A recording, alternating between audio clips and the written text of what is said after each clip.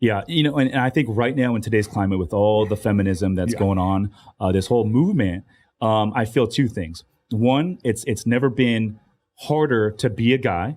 We're seeing a lot of guys, and I've heard you say this before, that like some crazy stat, like 20-something% of all men go through an entire year and never get laid. Oh no, what's that number? Yeah, it's 33. So 33% of men under the age of 30 have zero sexual Which partners is fucking crazy in a year. It is. You live it in San Diego. Yeah, it would be crazy. But you have to think about the dude who lives in Waco. You know what I'm saying? In his mom's house. So 33% of men, 75% of men are like, I believe, overweight. It may be, I've heard different reports, anywhere from 40% to 70% of men overweight. Women have it worse when it comes to obesity. But traditionally, men would go out and make the money, and the woman would stay at home, cook and clean, and that sort of thing, have more of a domesticated role. Yeah. But because now women are going out and they're becoming attorneys, doctors, and all this sort of stuff, men are not needed in that sense, and that's why I feel like it's never been harder to become to be a man. However, on the flip side, I feel like for someone like myself, for a guy that's out there going after the dreams and really pushing the pedal, it's never been easier because there's not a lot of competition of other guys going out and doing it. Yeah. So these guys are soft right now. So just we're going to call this like I'm trying to think, status poverty. Okay. Like, so there's how you have a poverty line with income. There's a poverty line when it comes to status. Unfortunately for men, though, 80% of men are below the status poverty line. They really are. If you look on Tinder, Bumble, and Hinge, the data shows that 80% of men on those apps are deemed unattractive. In general, women find 80% of men to be physically unattractive, and the top 20%. So when you think about it, we would look at a 5 and see a 5. Although if we're in La Jolla or if we're living in San Diego, when we see a 5, we think she's a 3 because we're used to hotter women because we live in San Diego or we live in Las Vegas. So a girl who's a 9 in Dallas or not 9 in Waco, Texas, she comes to Las Vegas and she's a good 6. You know what I'm saying? Yep. So there's a little bit of inflation when it comes to us, but for women, it's fucking bonkers. A guy who's an 8 is a 5 to them. Yes. A guy who's a 9 is a 7 to them. And the only 10 is Drake and Chris Hemsworth. There are no other 10s. There's so few 10s that exist. What makes a guy a 9 or 10 for a woman? So it's a contextual thing. So when we're talking about Chris Hemsworth in a vacuum, she doesn't know Chris Hemsworth. She just looks at him on camera and says he's physically attractive. For us, what happens is you sit there and you get a mansion that you're trying to flip, like you're trying to sell whatever real estate. You got some partners trying to flip this mansion. So you throw a party at this mansion and you get a bunch of people there. And then every girl knows there that like the property's under your name and you're throwing the party. You are now contextually a 10 in that environment because compared to all the other males there, you're higher status than they are. So it's one of these situations where they deem most men to be unattractive, but they're fucking someone. So level of success and money has a lot to do with the attractiveness. Yeah. So for there's a great book on this. It's called Why Women Have Sex by Cindy Meston and David Buss. And for men, there's like 4 reasons why they have sex with women. For women, there's 237 reasons why women have sex with men. So we have this incredible ability to have a few things wrong with us and still do fantastic with women. I.e., I have a client who's 5'1", who's just surrounded by tons of beautiful women all the time because of his social alignments and because of the pre-selection that he creates. Women are competing for his attention, and the other women like don't really care what he looks like. They just see other women competing, so they start competing. Men, we don't do this. If I see dudes competing for a woman's attention, she's not hotter to me. She's actually, in some cases, less attractive. You see what I'm saying? So like, it's very different. Like the male and female psychology when it comes to attraction is in some cases opposite of one another. So that's where that whole thing happens. But like, yeah, I mean, it's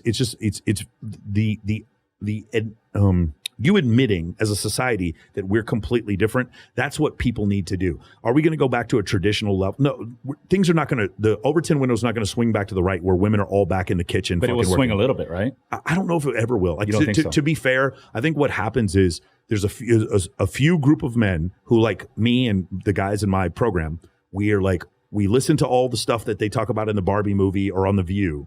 And we're just like, that's cute that you guys are saying that. We're going to choose to not listen. We're not going to protest you. We're just not going to listen. Instead, I'm going to have multiple dates lined up when I go out. I'm going to go to the gym. I'm going to use pre-selection to my advantage. I'm going to show access to scarce resources, relevancy, and competency on my social media. It's cute that social media is huge. Yeah, it's cute that you guys think this. In the Barbie movie or whatever, like it's cute that you guys that eat, pray, love, you guys think divorce is like some sort of like award it's to be celebrated. Okay, that's fine. Believe whatever you need to believe. I'm going to like not live like Post Malone, Machine Gun Kelly, and Tekashi 6ix9ine. I'm not going to do that. I'm going to actually be a little bit more masculine. I'm going to be the kind of guy, a woman's going to see me and be like, this is a man that would protect me and my family. I'm very attracted to. I'm going to live in that world just for a little while. Let me see what happens. And I do that. And of course, I have I'm 46 years old. I have a 21-year-old goddess for a girlfriend who brings women home to me. I swear to God, like, I could not make this up. If you go back 20 years, my life could not possibly be any better when it comes to dating and relationships. And the reason why is because I don't sit there and I don't make red pill content to like fight feminism. I have a ton of friends who are feminists. I'm just like, that's really cute that you think that. You're wrong. Sorry, you're wrong. But I'm just not going to. I just decide to live my life as a masculine man and ignore that noise, that chaff that people are trying to send my way. And when you do so, I think your point previously was, while that group at the top that has, so remember we talked about status poverty, most guys are below the poverty line. I'd say 84% of men are below the status poverty line. Which is considered how much money a year? It doesn't even matter. So you could so let's say if you're 5'1", then it's a higher number. But if you're 6'3" and handsome, it's a lower number of how much money. You know what I'm saying? 6'3" and handsome, $60,000 a year. If you're 5'1", it might be $500,000 a year. Yeah. But like that's not. But that's the beauty about being a guy, right? So if you could be a famous actor, you could be a famous DJ. If you take a woman on a scale of 1 to 10 physically, let's say she's a 2 or 3. No matter how much she makes and whatever she does, it's going to be very challenging for her to pull. That's absolutely right. High level man. Correct. But as a man, you could be 5'3", 5'4", and a 2 on a scale of 1 to 10, and become Jeff Bezos and have all the high quality options that you could ever dream of. It's not just money. Also, I'm going to shout out Graham Stephan. Graham Stephan is not a very tall individual. Graham Stephan's girlfriend is very attractive. Why is that? Because Graham has tons of status, and he's very charismatic. He speaks incredibly intelligently. He's super confident, and he probably has some money too. But Graham is a terrific example of a guy who's like not super tall, who has I know a ton of other dudes. I have a buddy of mine, Joel Alvarez. You know the Black Tape Project. Have you ever seen that, where they put the girls in electrical tape and they don't wear any clothes, but they're just wearing tape? Joel is not super tall. Joel is like 5'8", 5'7". Joel, every girl that he's dated is like Bilzerian Playboy level qualities, 10 out of 10 hot. And the reason why is because he's incredibly competent at what he does. He does not flash any money whatsoever. Like for men, we have so many there's so many plays we can run. We can run the screen pass. We can run the play action, the double move. There's so many plays we can run to score the touchdown. Whereas women, they just kind of got to run the ball up the middle. And if they can't do it, then it doesn't really work for them. And because of that, when women come to that realization and they're 32, 35, and they did a little bit of porn, or they were hooking for a while, or they had a little slutty time in their 20s and maybe had a kid when they were 22 or whatever, once they come to the realization that men don't treat you the same when you're 35 and you put on some weight, then they get angry and they want their comeuppance. There's like, no, you guys, I went and got my master's degree. I turned my life around. I had an epiphany. Where's my man? And all the good men are like talking to 23-year-olds, and women are very angry about this. And then they're like again, one of the biggest issues I have is when a woman wants to date an older man, which most women do, it is considered a preference, a healthy preference. When a man wants to date a younger woman, he is a creep. That is a double fucking standard that a lot of people have that I think is absurd. Well, here's the thing.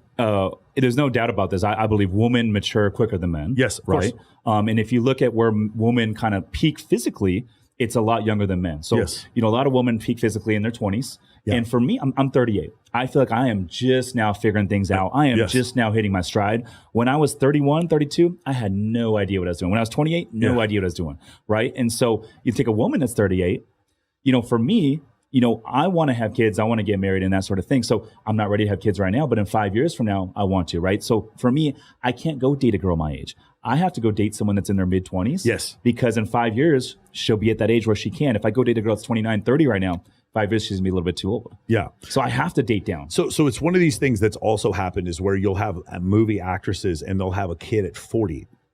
Not looking at there's actual medical. The guy or the woman will be 40. A woman will have a baby at 40. What happens is they don't see the $350,000 that went into the in vitro that caused them to be able to have a child at 40 years old. Number one, and number two, the increased levels of autism and situations like that happen when women have children at that late age. And so that's one of the things that happens. So that's because they see one girl have a baby at 40, they think they're all going to wait till 40. And because they've gotten so privileged because of all the attention that they get from men. Even, by the way, 32-year-old woman who's cute is getting a ton. She's getting so many dick pics from Indian men that she's getting so much attention from Why do men. you say Indian men? I mean, just because they're the ones who just sit there and send the most dick pics. Like Really? they're oh my God. It's a known thing? Dude, you should look at a Kindly Myers. She gets all these messages from dudes. They're not all Indian, but like some of them are African or South American or whatever, or just creepy dudes in the United States. They send so many dick pics, and she's 38 years old, and like the amount of stuff that she gets from these dudes is like outrageous.